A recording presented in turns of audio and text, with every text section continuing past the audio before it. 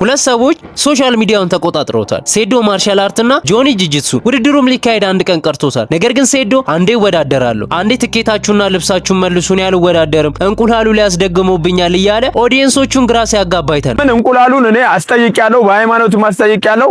ሲህር ነው፣ ድግም ተሰርቶበታል፣ መተት ተሰርቶበታል ተብያለሁ። በእንደዚህ አይነት ነገር ደግሞ እኔ አልጮህ አድረም። ትኬት የገዛችሁም ሰዎች በቲሸርታችሁን ውሰዱ፣ አልፈልግም ያስ ውሰድ።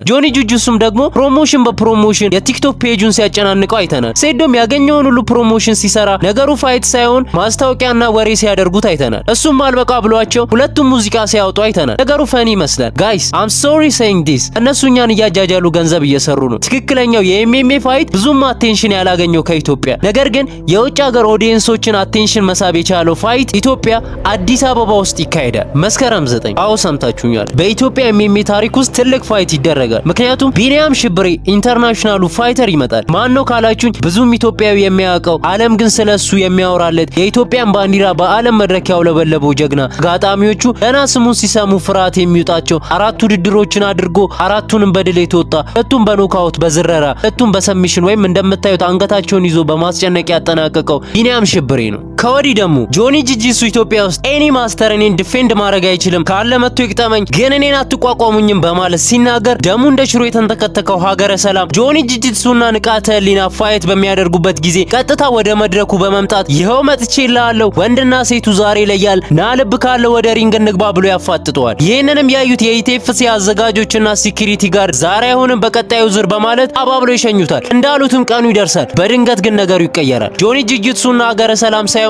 ሴዶ ማርሻል አርትና ጆኒ ጂጂትሱ እንደሚወዳደሩ ይሰማል። ይህንንም በሰዓቱ ሲሰማ በጣም ይናደዳል። ኢቲኤፍሲ አዘጋጆች ከኔ ጋር የቆየ ቂም አለባቸው፣ እኔ ትልቅ ደረጃ እንደምደርስ ስለሚያውቁ ሰበብና ምክንያት እየደረደሩ እንዳልወዳደር ያደርጉኛል። እኔ ኢትዮጵያን በዓለም መድረክ በቴኳንዶ አስጠርቻታለሁ። አንዴ በወርቅ ሜዳሊያ፣ አንዴ በብር ሜዳሊያ፣ አንዴ በነሐስ ሜዳሊያ፣ ብዙ ሽልማቶችንም አግኝቻለሁ። የ5 ዳንም ባለቤት ነኝ። እድሜን በሙሉ በማርሻል አርት ውስጥ አሳልፌያለሁ። የተፈጠርኩትም ለፊልሚያ ነው። ይዘገያል እንጂ አሳያችኋለሁ። እንደማሸንፋቸው ስለምታውቁ ነው ያልተቀበላችሁኝ። ይብላኝ ለእናንተ እኔ ሲቲዮ ፋይት ናይት ላይ እወዳደራለሁ በማለት ተናግሯል። ወዲያውኑ ቢኒያም ሽብሬን ኢንተርናሽናል ፋይተሩንም እኔ ጋራ ፋይት እናደርግ ብሎ ሜንሽን ያደርገዋል። በሚገርም ሁኔታና ባልተጠበቀ መንገድ ቢኒያም ሽብሬ ኢንተርናሽናሉ ፋይተር ይህን ኮላውት አክሴፕት ያደርጋል። አሰልጣኙም እንደዛ ላልሽ መልእክት ነው።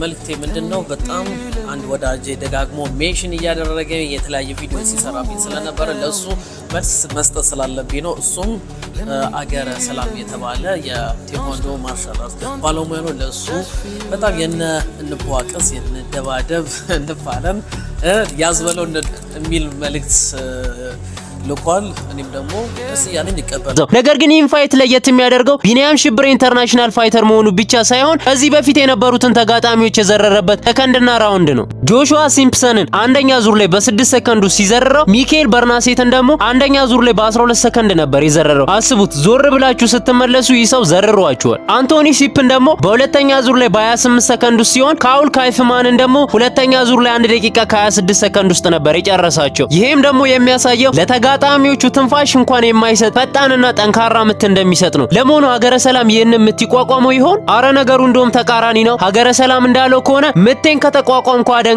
ብሎታል። በእርግጥ ልክ ነው፣ ግራፕሊንግ ላይ ጎበዝ ልትሆን ትችላለህ፣ ነገር ግን ስትራይኪንግ ላይ በጭራሽ ምቴን አትቋቋመውም ብሎታል። ቢኒ በደንብ እየተዘጋጀው ነው። በደንብ ተዘጋጀው እንዴ። ምናልባት ግራፕሊንግ ላይ ኤክስፕሬስ ሊኖር ይችላል። እኔ ግን ስትራይክ ከተቋቋምኩ አደንቃለሁ። እውነቱን ለመናገር የሚያጠግብ እንጀራ ከምጣዱ ያስታውቃል እንደሚባለው የነዚህን ሰውነት ፊዚካልና የነዚህን ስታዩት ማን ትክክለኛ ፋይተር ስፖርተኛ እንደሆነ ያስታውቃል። ብዙም አቴንሽን ባያገኝም ትክክለኛ ቀውጢ ፋይት ግን ማየት ከፈለጋችሁ መስከረም 9 ጠብቁ። እናንተስ ጋይስ ከቢኒያም ሽብሬና ከማስተር ሀገረ ሰላም ማን ያሸንፋል ትላላችሁ? ሐሳባችሁን ኮሜንት ላይ ያስቀምጡልኝ። በትክክል ለገመተ አንድ እድለኛ የ500 ብር ሽልማት የምንሸልም ይሆናል። ራንደምሊ ስለሆነ ሽልማቱን የምንሰጠው ሁላችሁም መሳተፍ ትችላላችሁ። አቶ ሚስጥር ነበርኩኝ። ይመቻችሁ።